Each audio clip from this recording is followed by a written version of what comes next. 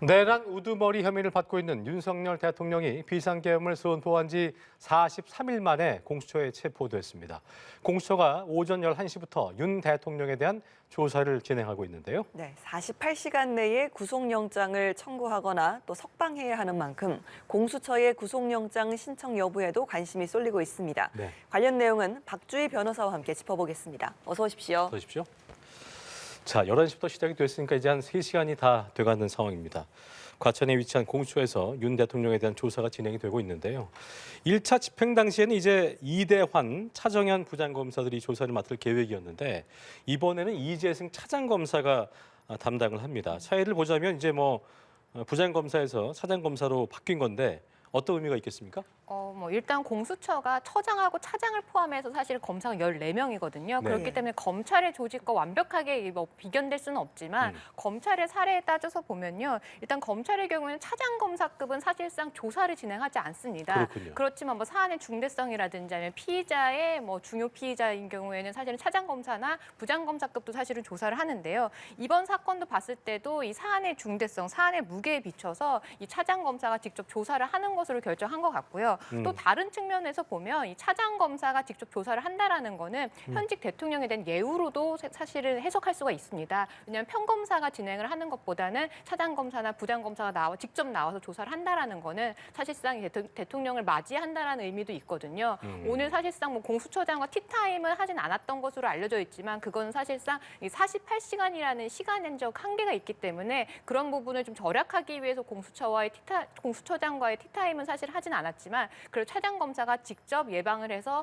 이런 조사를 진행한다라는 부분은 사실상 사안의 중대성 측면도 있지만 대통령에 대한 예우 차원이다 이렇게 해석할 수도 있습니다. 그러니까 부장에서 차장으로 내렸다고 격화된 건 아니군요. 차장이 더 위입니다. 더 위입니까? 네. 이게 위고. 그러니까 어쨌든 네. 평검사가 해야 되는 건데 네. 더 예우를 한다. 네, 그 그렇게 개념으로. 해석을 할 수 예, 알겠습니다. 예우 차원 이야기를 해주셨고 차담 시간도 이야기해 주셨는데 보통 고위공직자 같은 경우는 이렇게 좀 조사를 받기 전에 공수처장이나 또 담당 검사나 이렇게 좀 차담 시간을 갖는 걸로 알려졌는데 오늘은 그런 게 아예 없이 바로 조사가 진행이 11시부터 됐단 말이죠. 이런 부분은 말씀하신 것처럼 예우에 대한 부분이 아니라 정말 시간 절약 차원 이 부분만 봐야 되는 겁니까? 네, 맞습니다. 사실 오늘 200쪽 가량의 이제 조사 질문서가 이제 준비가 되어 있다라고 하는데 사실은 2차 집행에 걸쳐서 사실 체포를 했기 때문에 시간적인 여유가 사실 공수처가 없습니다. 그래서 네. 48시간 내에 사실은 200쪽의 다량은 이 질문을 다 하고 그거에 대한 답을 듣는다는 게 현실적으로 사실 불가능하기 때문에 시간을 좀 절약한다는 의미에서 이런 티타임이나 그러니까 차담 시간을 이제 줄여서 바로 조사에 투입이 된 것 같습니다. 예,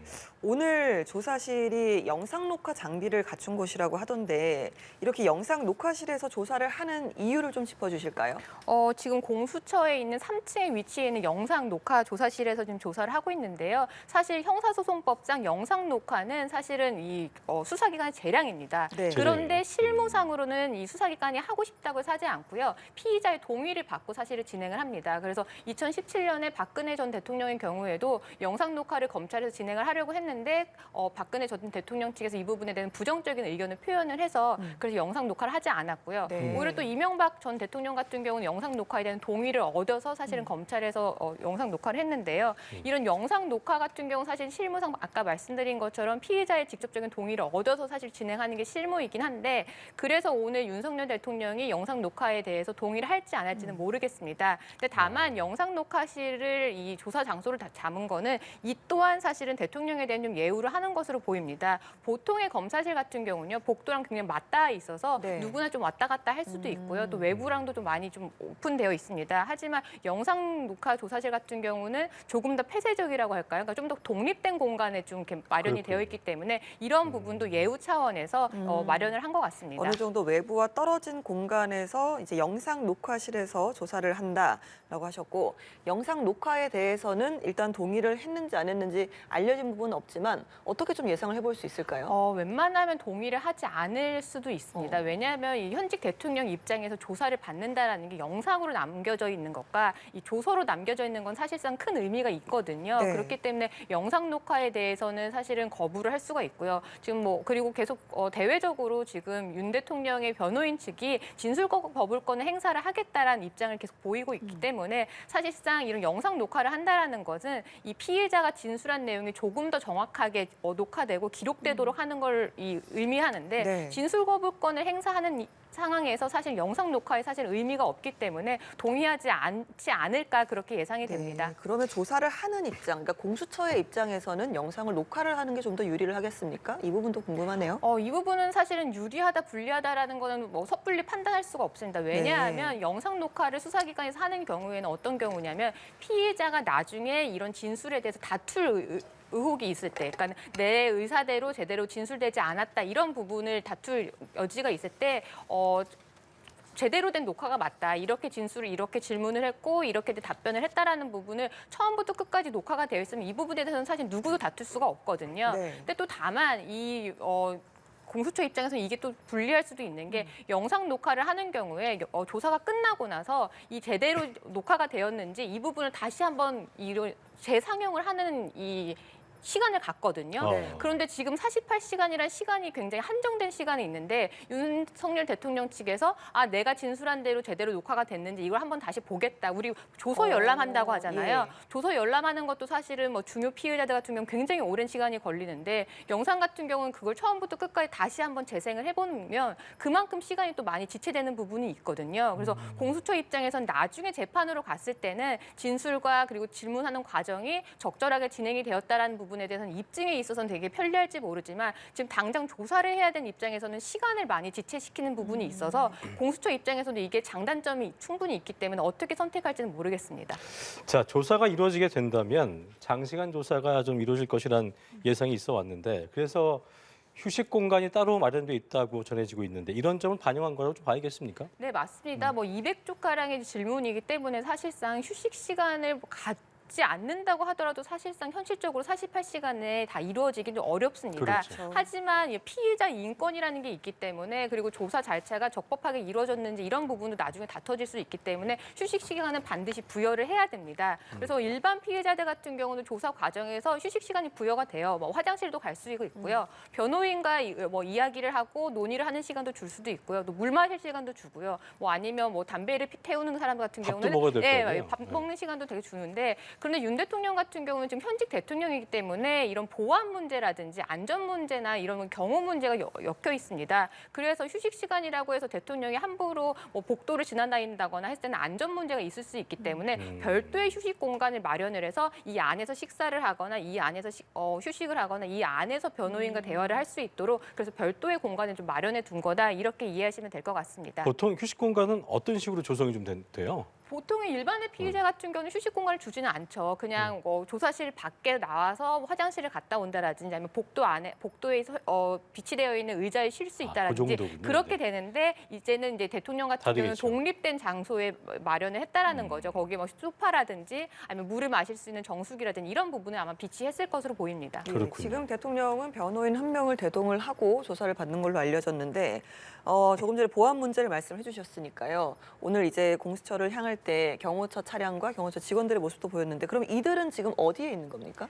경호청 차량 같은 경우는 아마 24시간 경호법에 따르면 경호 대상과 밀착해 되어 있어야 예. 됩니다. 그렇기 때문에 이 영상 조사실 밖에서 아마 그 대기를 하고 있을 가능성이 있습니다. 왜냐하면 그 안에는 사실 수사관과 그리고 차장 검사 그리고 윤석열 대통령과 그다음에 이제 입회하는 변호인들이 들어가 있을 예. 거고요. 경호 인당 같은 경우는 그 조사실 밖에서 바로 문 밖에서 대기를 하면서 혹시 뭐 함부로 그 안에 들어가는 사람이 없도록 하거나 아니면 들어가는 사람의 뭐 수색 같은 부분 같은 경우 예. 어떤 뭐 무기라든지 이런 부분을 이제 점검할 수 있도록 그렇게 대비를 하고 있을 겁니다. 그럼 조사실 밖에서는 지금도 경호는 이루어지고 있는 있습니다. 상황인 현직 거네요. 대통령이기 때문에 그 부분에 대해서는 24시간 이루어져야 됩니다. 네. 그 영상 조사실 안에서 밖만 말고 네. 그 밖에는 다 경우가 이루어지는군요. 근데 만약에 영상조사실이 지금 굉장히 협소하긴 한데요. 만약에 이제 공간적인 여유가 있다라고 하면 옆에 안 사실은 뛴다거나. 신뢰관계 동석도 사실 가능하기 아, 때문에 그래요? 이런 부분도 아마 그 안에 들어가 있을 수도 있는데 아마 공간 자체에 대한 이 협소성 때문에 아마 안에는 들어가지 못하고 그 문 밖에서 아마 대기하면서 경호를 하고 있을 것으로 보입니다. 그러면 체포영장을 집행을 할 때 이런 부분에 대해서도 이미 경호처 직원들과 어떤 합의가 되고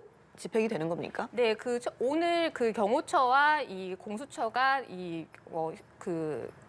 체포영장 집행에 대해서 논의하는 시간이 꽤 길었잖아요. 예. 그 과정에서 경호처 직원들이 먼저 공수처에 몇 명이 파견이 되어서 공수처의 동선이라든지 아니면 공간이라든지 이런 부분을 파악을 한 것 같습니다. 네. 결국에는 체포가 되어서 공수처로 와서 조사를 하는 과정에서 어떠한 식으로 보안이라든지 경비가 이루어져야 되는지 이런 부분이 사전에 파악이 된 것 같습니다. 그렇군요. 알겠습니다. 대통령 조사가 이루어지는 동안 또 경호처에서도 경호가 이루어지고 있다는 점도 좀 들어봤고요.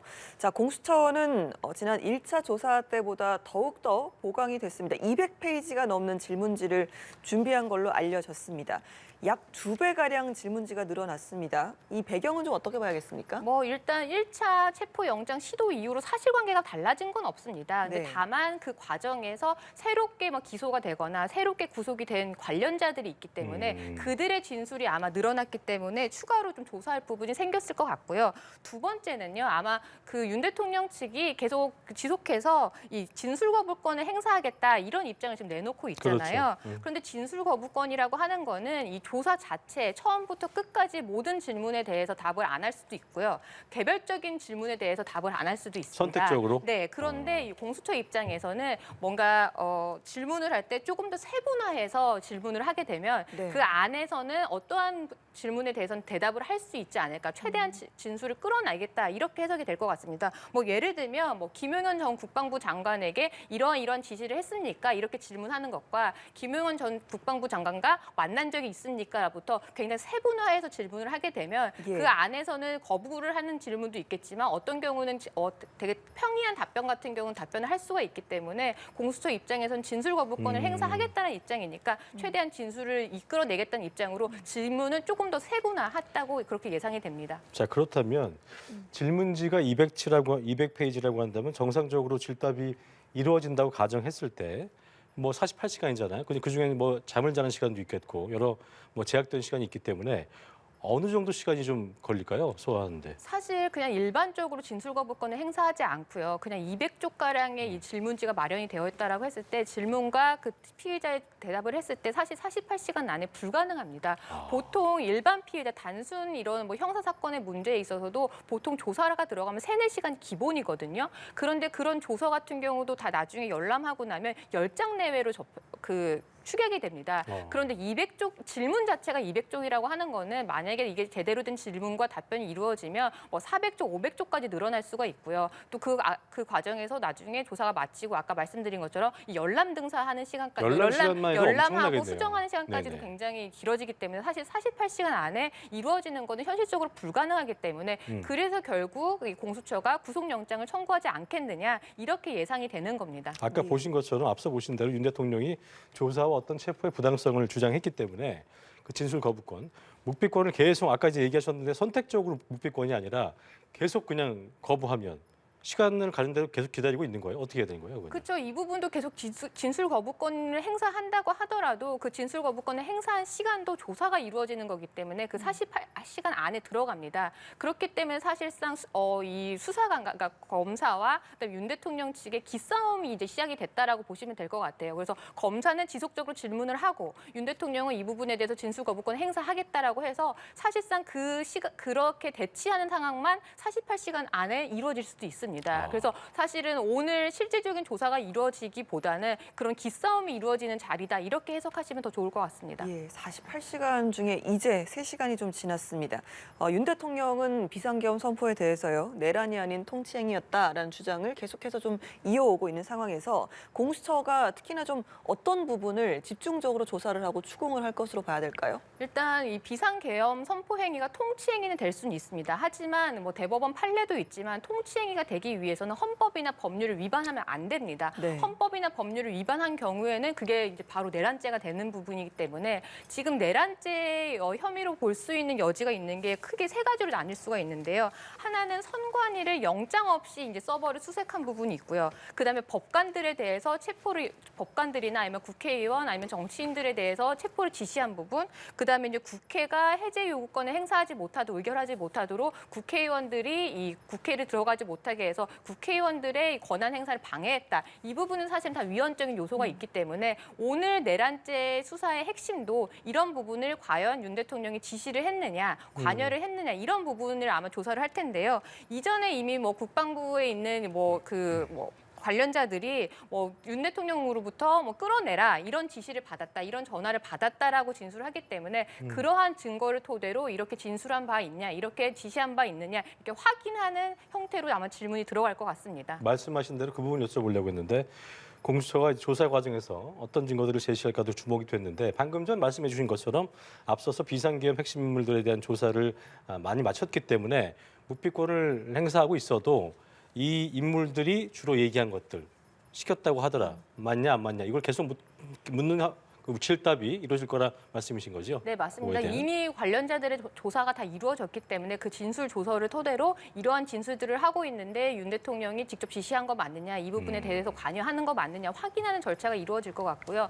통상적인 상황이라고 한다고 하면 이렇게 진술을 먼저 누군가가 진술을 하고 그 다음에 이제 이 부분에 대해서 확인하는 절차가 되는데 만약에 그 진술이 서로 맞지 않는다라고 하면 엇갈린다면, 예. 원래는 사실은 대질 조사로 들어가는 게 맞습니다. 통상적인 사안이라면 대질 조사가 이루어지는 게 맞는데 이 사안 같은 경우는 대질 조사가 사실 이루어지기 어려운 부분은 있습니다. 아까 말씀드린 것처럼 대통령이 예우 차원인 것도 있고요. 그리고 만약에 대질 조사가 이루어졌을 때 과연 관련자들이 기존의 진술을 계속 유지할 수 있겠느냐 이런 부분도 사실은 공수처 입장에서는 오히려 불리한 부분이 될 수가 있기 때문에 아마 기존에 있던 관련자들의 있던 진술 조서를 증거로 토대로 조사를 할 거고 만약에 윤 대통령이 오늘 진술 거부권을 행사한다고 하더라도 나중에 기소를 할 때도 결국 증거는 이렇게 관련자들의 진술로 사실은 가름을 할 것 같습니다. 예. 그런데 이제 만약에 그쪽에서 얘기한 거에 대해서 윤 대통령이 거부가 아니라 부정을 한다면 그쪽이 위증을 했는지 여부를 또 봐야 되기 때문에 그건 또 따로 불러서 조사를 하겠네요. 네, 그런 부분 같은 경우는 아마 재판이 달라질 건데 그러면 이제 사실은 이들이 증인으로 나오게 되면 증인의 진술이 과연 신빙성이 있는지 탄핵하는 절차를 거쳐갑니다. 그 탄핵이라는 거는 이제 그거를 한번 뒤집는 이런 절차를 하기 때문에 만약에 이제 재판을 갔을 때 관련자들을 증인으로 불러 세우고 윤 대통령 측의 변호인들이 이 말이 맞느냐, 당신이 정말 이런 전화를 윤 대통령 측으로 받은 적이 있느냐, 이런 지시를 받은 적이 있느냐 해서 그 증인의 진술에 대한 신빙성을 다시 이게 뒤바꾸는 이런 절차가 진행될 것으로 보입니다. 예, 지금 조사실에는 대통령과 함께 대통령 변호인도 함께 좀 동석 중으로 알고 있는데 공수처에 지난 일요일에 선임계를 냈단 말이죠. 이제 좀 선임을 한지는 사실 며칠 지나지 않았기 때문에 그렇다면 동석한 변호인의 역할은 어떤 것들이 있습니까? 사실 이렇게 피해자들의 조사를 할 때 변호인들이 입회를 하는데요. 변호인들이 아예 모든 질문에 대해서 대변해서 대답을 할 수는 없습니다. 네. 다만 이제 아마 윤 대통령 같은 경우 본인이 법률 전문가이기 때문에 그런 부분에 대한 스스로 판단을 해서 아마 결정을 할 텐데 일반 피의자들 같은 경우는 본인한테 불리한 진술을 하려고 하는 경우도 있고 또 질문 자체가 굉장히 좀 애매모호해서 잘못 대답을 했을 때 나중에 이제 유죄 증거로 사용되는 경우도 있기 때문에 그런 경우에는 변호인들이 적절히 그런 질문에 대해서 못하게 하거나 네. 아니면 그 질의에 대해서 좀 항의를 하거나 하는 부분이 있고요. 또 어떤 질문을 하느냐를 가지고 계속 그 변호인들이 옆에 그 기록을 합니다. 그래서 네. 어떤 부분을 수사기관에서 쟁점을 삼고 있는지 어떤 증거를 갖고 있는지에 대한 파악을 해서 나중에 재판으로 갔을 때 어떤 부분을 변론을 해야 되는지 어떻게 방어를 해야 되는지 이런 전략을 세우는 과정을 아마 머릿속으로 세우고 있을 겁니다. 그렇군요.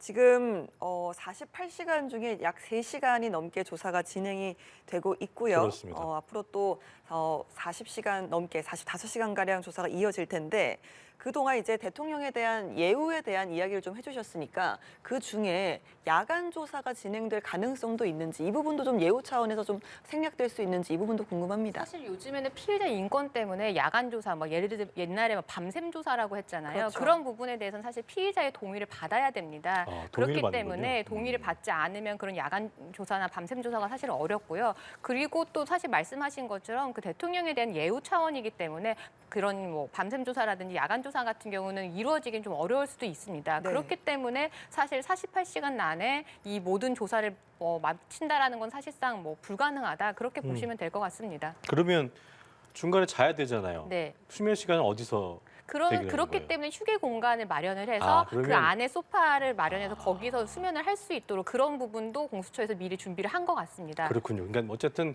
48시간 동안은 그 건물 안에 네. 계속 있는 거예요. 왜냐하면 다른 일반인들 같은 경우는 뭐 조사실 밖에 나와서 화장실도 가고 뭐 아니면 복도를 걷기도 하고 왜냐하면 계속 앉아 있는 것도 힘들기 때문에 그런 시간을 주는데 윤 대통령 같은 경우 경우 때문에 사실 복도를 걸어 다니거나 뭐 창밖을 내다보거나 이게 사실 어려울 수 있거든요. 그렇기 때문에 이제 혼자서 좀 쉴 수 있는 그런 휴게 공간을 마련한 것 같습니다. 그렇군요.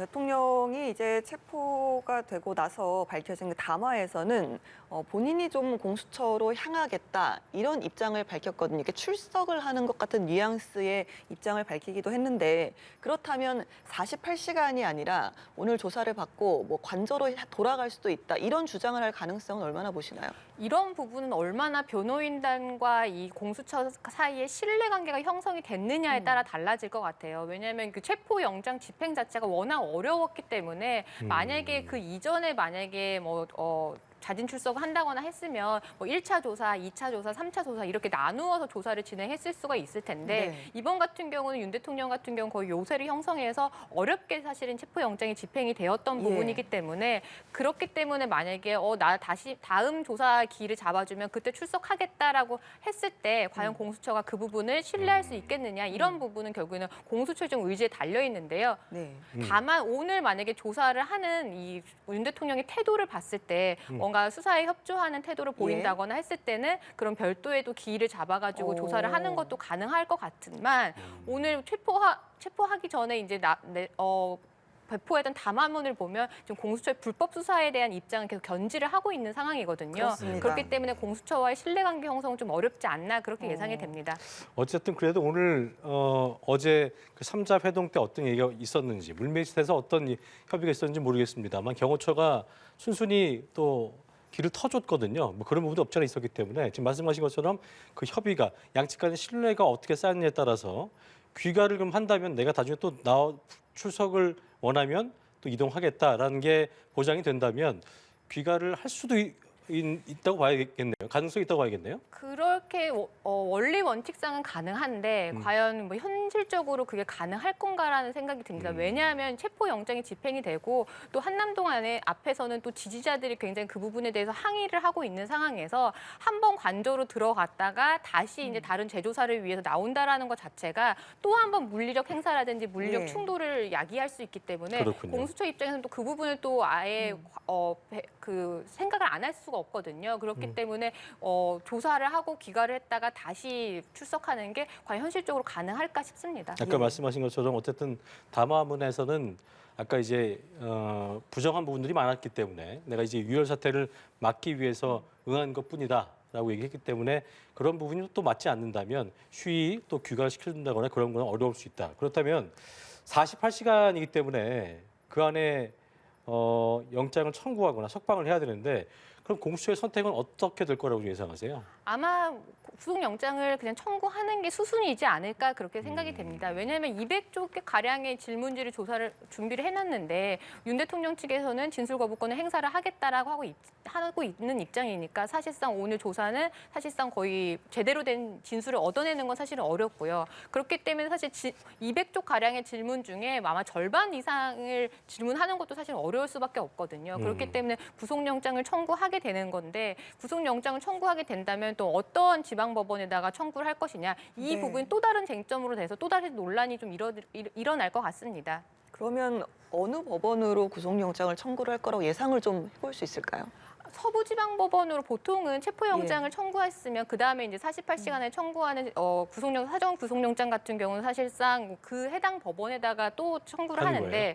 지금 아까 통상적으로 하게 되어 있는 게 아니라 할 수 있는데요. 네. 그렇게 하도록 하고 있는데 그런데 지금 윤 대통령 측은 지금 서부지방법원에서 발부한 체포영장에 대해서 계속 문제 제기를 하고 그렇죠. 있거든요. 그렇기 때문에 이 공수처에서는 이 부분에 대한 고민을 할 수밖에 없거든요. 근데 다만 공수처 입장에서도 만약에 이 윤 대통령 측에서 주장하고 있는 중앙지방법원에다가 청구를 했을 때 과연 중앙지방법원에서 구속영장 발부를 할 것이냐는 사실상 또 판단이 달라질 수가 있기 때문에 공수처 입장에는 또 그 부분에 대한 또 리스크가 좀 있습니다. 그래서 공수처 입장에서는 그 이전에 입장을 견지해서 서부지방법원에 청구하지 않을까 그렇게 예상이 됩니다. 윤 대통령 입장에서는 애초부터 중앙지법이 관할이고 여기서 이제 영장 발부되면 응하겠다고 했는데 내심 이쪽에 서울중앙지법에 했을 때는 영장 발부가 기각될 수도 있다는 거를 좀 내심 생각하는 부분도 있을까요? 네, 그런 부분도 생각을 하고 있는 것 같습니다. 사실 중앙지방법원 같은 경우는 이런 중요 사건 같은 경우를 많이 판단을 하고요. 네. 그리고 영장의 실질 심사에 영장 심사에 있어서 조금 더 보수적으로 들어가는 부분도 있기 때문에 윤 대통령 측은 그 부분을 조금 예상을 하고 있는 것 같고 또 윤 대통령 측은 그게 뭐 중앙지방법원에서 발부가 된다고 할 수 있다고 하더라도 통상적으로는 이 공수처에서는 그동안은 계속 중앙지방법원에서에다가 이제 영장을 청구를 했는데 본인 사건만 서부지방법원으로 우회했다라는 그 부분에 대해서 사실은 좀 감정적으로 기분이 나빴던 부분도 있는 것 같습니다. 왜냐하면 서부지방법원이 비교적 용이하게 영장이 발부될 것 같으니 원리 원칙 그동안의 공수처가 보였던 행보와 달리 나의 사건에 대해서만 그렇게 좀 무리하게 한 거 아니냐 이런 부분에 대해서 계속 문제를 삼고 있는 건데 네. 법적인 부분과 좀 감정적인 부분은 좀 분리해서 봐야 될 것 같습니다. 예, 윤석열 대통령 계속해서 좀 출석이라고 하면서도 계속해서 불법 수사 그리고 또 공수처의 수사권이 없음 이런 부분을 좀 주장을 하는 상황이고 잠시 후에 윤석열 대통령의 변호인단 이제 석동현 변호사가 기자회견을 열고 이 부분에 대한 입장을 밝힐 것으로 전해졌거든요. 그렇다면 오늘 오전에 있었던 윤석열 대통령의 담화문이라든지 이번 수사에 관련해서 어떤 입장을 밝힐 것이냐 예상을 좀 해볼까요? 동일한 입장이 계속되지 않을까 생각이 네. 됩니다. 윤 대통령 측은 기본적으로 공수처의 이번 내란죄 수사에 대해서 계속 부정적인 반응을 하고 있거든요. 네. 근데 그 부정적인 반응이라고 하는 게 아예 여지가 없는 건 아닙니다. 왜냐하면 공수처가 직접 수사를 할 수 있는 범위는 내란죄가 해당이 되지 않는데 직접 수사를 할 수 있는 직권남용죄와 관련된 수사이기 때문에 내란죄 수사를 하고 있는 거거든요. 그런데 이제 윤 대통령 측은 내란죄의 법정형이 사형이기 때문에 더 무거운 범죄인데 가벼운 범죄를 수사를 하면서 그것과 관련된 범죄를 무거운 수사를 한다라는 거는 사실상 말이 안 된다라는 거고 또 헌법에서는 이 현직 대통령 같은 경우는 내란죄나 외환죄가 아닌 이상 형사소추가 될 수가 없습니다. 그러니까 네. 결국에는 그 공수처에서 직권남용 권리행사 방해죄를 수사를 한다고 하더라도 지금 기소될 수가 없거든요. 그래서 기소될 수 없는 죄를 수사를 하면서 관련된 죄로 내란죄를 수사한다는 거는 어부성설 아니냐 지금 이렇게 계속 주장을 하고 있는 거기 때문에 예. 오늘 석동현 변호사도 같은 이야기를 하지 않을까 그렇게 예상이 됩니다. 그 예. 부분은 법조계에서도 잘못됐다 생각하는 부분이에요. 일정 네, 부분. 이 부분은 사실은 좀 논란이 있긴 합니다. 논란은 있는데 이제 다만 법조계에서는 그 논란이 있다고 하더라도 공수처에서 청구한 영장을 법원에서 발부를 했기 때문에 이 부분에 대해서는 어느 정도 정리가 된 거 아니냐. 법원에서 공수처의 수사권이 있다라는 부분을 인정을 해준 거 아니냐. 그렇기 때문에 이 부분에 대해서는 법원의 결정을 따라야 되는 게 아니냐. 이게 사실 법조계의 입장이긴 합니다. 그러니까 논란이 있어도 법원이 결정했다면 네. 따라야 한다. 네, 이 부분은 그래도 법원에서도 합리적으로 수사권이 있다라고 인정한 거 아니냐. 그러니까 결국에는 이 부분은 재판에서 법원에서 해결이 되어야 되는데 법원에서 지금 영장을 발부를 하면서 그렇게 결정을 했다라고 하면 결국에는 법원에서 정리가 된 것으로 봐야 되지 않느냐 이렇게 보는 겁니다. 예, 법원에서 인정한 영장을 발부를 했기 때문에 체포의 부당함을 주장을 하려면 체포에는 응하고 그 후에 체포 적부심을 통해서 신청을 해서 이 부분에 대한 판단을 받으라는 게 좀 일반적인 상황이잖아요. 대통령 측에서 체포 적부심을 신청할 가능성은 좀 얼마나 봐야겠습니까? 체포 적부심보다는 만약에 구속영장이 청구가 되면 영장 실질 심사라든지 아니면 구속영장이 발부가 되면 구속 적부심을 신청할 가능성이 좀 있어 보입니다. 예. 왜냐하면 오늘 어쨌거나 이 체포를 해서 이 부분에서 지금 공수처에 조사를 하고 있는 상황이기 때문에 이 시간 일반적인 여유보다 결국은 구속영장 청구가 예상되는 상황이니까 궁극적인 구속영장에 대해서 이 구속영장 발부나 구속 적부심으로 해결을 하려는 시도를 하지 않을까 그렇게 예상이 됩니다. 그렇군요. 자, 일단은 보면은 구속영장 청구가 됐고 청구된다면 48시간 이후에 청구하고 발부가 된다면 구속이 되고 또 기각이 된다면 석방이 되는 부분인데 이 어디서 이제 이 영장을 어디로 청구할지 이거에 대한 부분 저희가 계속 짚어봐 왔습니다만 일단 영장 청구할 경우에 윤 대통령은 어디에서 대기를 좀 해야 되는 거예요? 사실은 원칙적으로는 뭐 이렇게 영장이 청구되면 인근 그 구치소에서 영장 발부 결과를 기다립니다. 여기에 대한 예우는 또 없는 겁니까? 그래서 대통령이니까? 지금 뭐 보통은 의왕에 있는 서울구치소에 거기서 기다리지 않을까 예상이 되는데요. 그렇지만 이제 구치소 같은 경우는 또 대통령이 현지하는 곳 항상 경호구역으로 지정이 되어야 되기 때문에 그렇죠. 구치소를 또 경호구역으로 지정하기 위해서는 구치소 내부의 구조라든지 아니면 안전시설이라든지 이런 부분을 다 확인을 해야 되기 때문에 그래서 이런 안전 문제를 이유로 영장이 발부될 때까지 공수처에서 대기하는 것도 이 공수처에서 좀 염두에 두고 있지 않을까 그렇게 예상이 됩니다. 그렇군요. 그러면 서울구치소에서 구금될 경우에는 이제 경호법에 따라서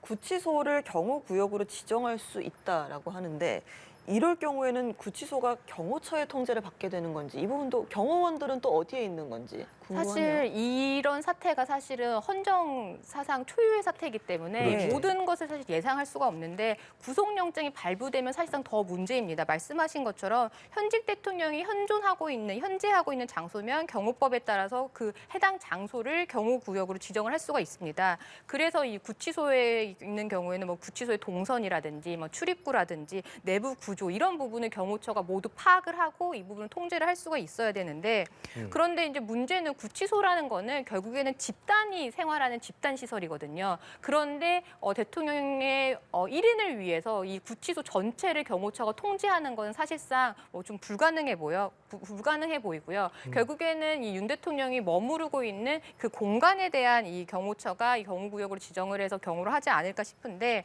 경호 인력 같은 경우는 이 대통령에 대해서 24시간 동안 밀착 경호를 해야 됩니다. 그런데 대통령과 같은 구치소 안에 있는 이 방에 사실은 구금을 할 수는 없는 그럴 순 거고요. 없죠. 네, 그리고 또 대통령을 혼거시설, 그러니까 보통 구치소 같은 경우는 기본적으로 혼거시설 6명에서 7명 정도가 함께 머물러 있는 이 방에다가 구금을 하는 게 원칙인데 대통령은 그렇게 할 수도 없는 상황이기 때문에 사실상 독방에 구금을 하고 그 독방 밖에서 경호원들이 서로 교대를 해가면서 24시간 이 밀착 경호를 하지 않을까 그렇게 예상이 됩니다. 예. 대통령을 독방에 구금을 하고 경호원들은 그 방 문 앞을 지킨다는 네. 말씀이시죠? 참 그런 부분도 처음 보는 상황이 될 수밖에 없을 것 같은데 일단은 구속영장 발부가 된다면 뭐 가정입니다만 최종 20일 동안 구속 수사를 진행할 수 있게 되지만 뭐 계속 알려와진 것처럼 공수처는 기소 권한이 없기 때문에 대통령에 대한 기소 권한이 없기 때문에 기소를 위해서는 검찰로 이게 넘겨야 되잖아요.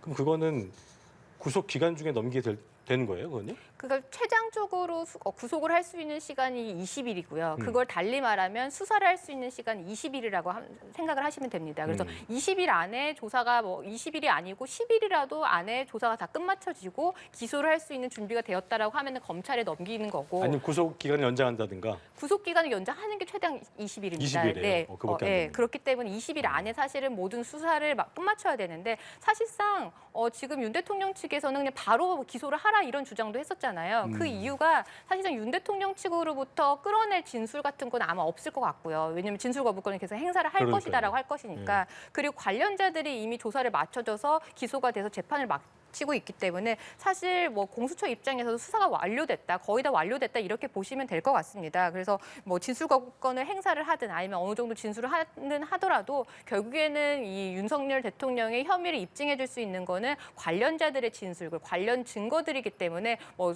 공수처에서도 어느 정도 이 기소에 대해서는 기소를 넘기는 거에 대해서는 좀 대비를 하고 있다 이렇게 이해하시면 될 것 같습니다. 그렇다면 굳이 이제 넘기는 시점을 좀 예상해 본다면 어느 정도 뭐 조사가 이루어진 상태에서 막바지에 넘길 것인지 아니면 말씀하신 것처럼 계속 얻어낼 게 없는 상태. 그러니까 진술 거부권이 일관적으로 쭉 유지가 된다면 뭐 할 수 없잖아요. 그런 경우에는 뭐 수사 거부하게 된다면 초반이라도 넘길 수 있는 건지 이 부분은 어떻게 예상해 볼 수 있을까요? 공수처 입장에서는 윤 대통령이 계속 진술 거부권을 행사를 한다라고 하면 오히려 조사 절차를 길게 잡을 수 있는 명분이 됩니다. 왜냐하면 우리가 뭐 언론에서 가끔 보면 이렇게 계속 부르는 1차 조사, 2차 조사, 3차 조사 하는 경우가 있잖아요. 그렇게 조사가 많이 장기화 된다라는 거는 이 조사할 게 많다라는 의미도 있고요. 달리 말하면 조사에 대해서 사실 불응하기 때문에 계속 불러서 계속 진술을 끌어내려고 하는 수사기관의 의도다 이렇게 네. 보시면 그것도 되기 일종의 때문에 기싸움이네요. 네, 이것도 기싸움이기 때문에 만약에 윤 대통령이 오늘뿐만 아니라 구속이 된 이후에도 계속 예. 진술 거부권 행사를 한다라고 하면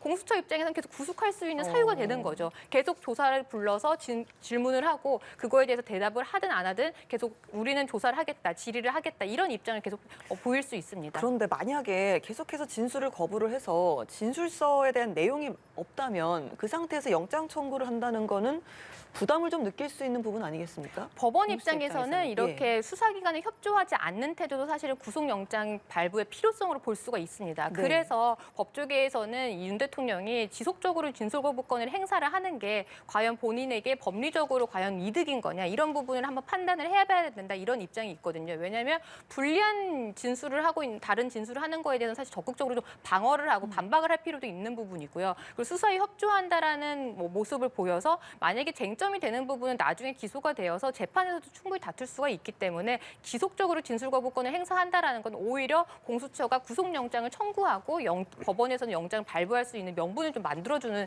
그렇게 해석을 할 수 있습니다. 그리고 이제 내일 또 탄핵심판 2차 변론 기일입니다. 지금 조사 중에 다시 또 헌법재판소로 출석을 할 수는 없는 건지 이 부분에 대해서는 좀 협조를 하면 출석을 할 수도 있는 건지 이것도 궁금하네요.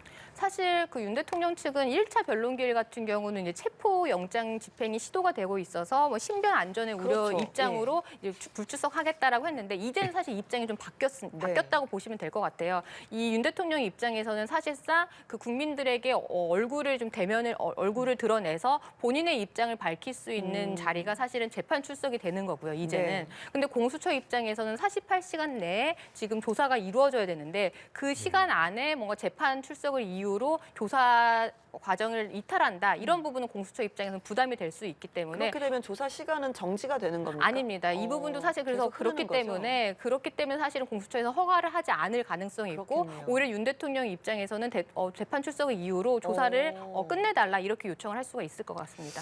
아까 관할 법원 어디로 구속영장 청구하는가에 대해서 그 공수처법을 보면 수사처 검사가 공소를 제기하는 고위공직자 범죄 사건의 1심 재판 같은 경우는 서울중앙지법에 관할로 한다. 다만 범죄지, 증거의 소재지, 피고인의 특별한 사정 등을 고려했을 때 수사처 검사가 형사소송법에 따른 관할 법원에 공소를 제기할 수 있다는 건데 그래서 이제 글로 네. 서부지법을 한 건데 여기서 이제 우리가 이제 중앙지법을 했으면 이 피고인 입장에서 고려를 뭐 해달라 하면서 얘기를 하면 그쪽으로 해야 될 또 뭐 어떤 명분이 있는 겁니까? 어떻습니까? 아닙니다.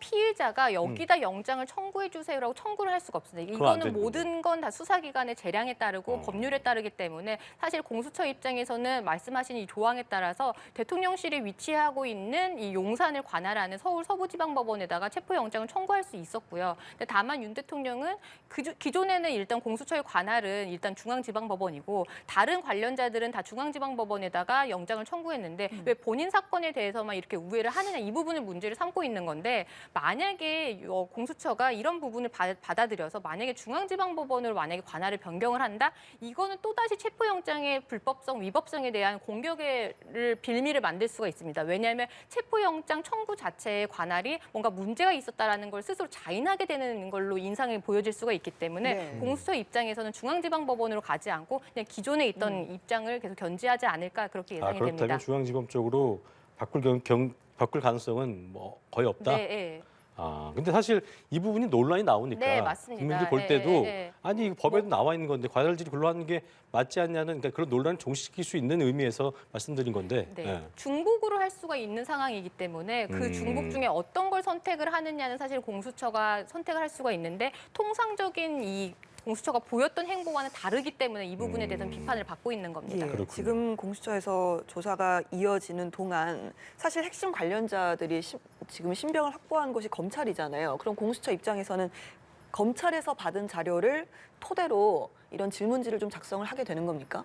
네, 아마 그 검찰에서 받은 수사 자료 같은 거를 다 협조를 받은 것으로 알려져 있고요. 그리고 지금 재판이 진행되고 있기 때문에 재판 이 기록 같은 경우도 아마 받아볼 수 있을 텐데 그런 부분을 가지고 토대로 예. 관련자들이 이런 진술을 했는데 이런 지시를 받았다라고 예. 했는데 윤 대통령 자신이 직접 이런 부분을 지시를 한 게 맞느냐 이렇게 확인하는 절차식으로 아마 예. 오늘 조사가 이루어질 겁니다. 지금 예, 들어온 소식을 말씀하신 좀 순간, 네. 전해드리면요. 공수처에서 들어온 소식입니다. 네. 오전 11시부터 조사가 시작이 됐고 오후 1시 30분에 일단 종료가 됐고 또 오후 2시 40분부터 오후 그렇네요. 조사가 재개가 되었다라는 맞습니다. 내용이 그러니까- 들어왔습니다. 1시간 10분가량 휴식 시간을 가졌다라고 봐야 될 텐데 뭐 이런 시간에 이제 아까 점심을 말씀하신- 먹기도 하고요. 네. 예, 이런 시간을 좀 보내는 겁니까? 지금 한 8분 후에 다시 또 조사가 재개될 예정입니다.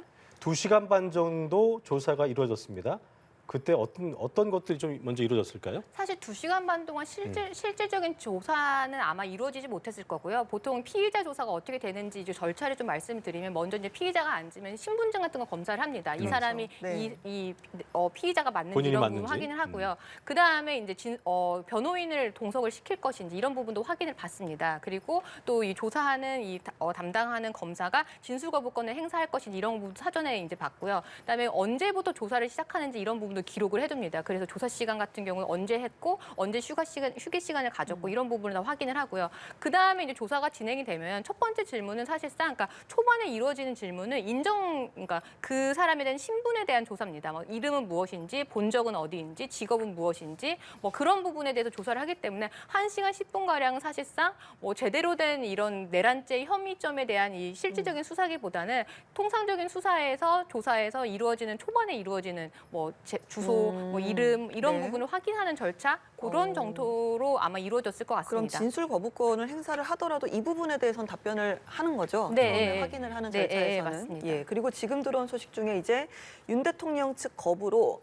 영상 녹화는 하지 않는 걸로 전해졌습니다. 동의를 안 했군요. 예, 아까 좀 영상 녹화실에서 조사를 한다. 그래서 영상 녹화에 대한 가능성에 대한 이야기도 해봤는데 이 부분에 대해서는 대통령 측이 거부를 했습니다. 안 한다. 역시나 좀 부담을 느끼고 후에 있을 어떤 다시 뭐 점검을 하는 시간이라든지 또 이 부분이 좀 본인에게 불리한 증거로 좀 작용할 이런 부분 우려한 것으로 보입니다.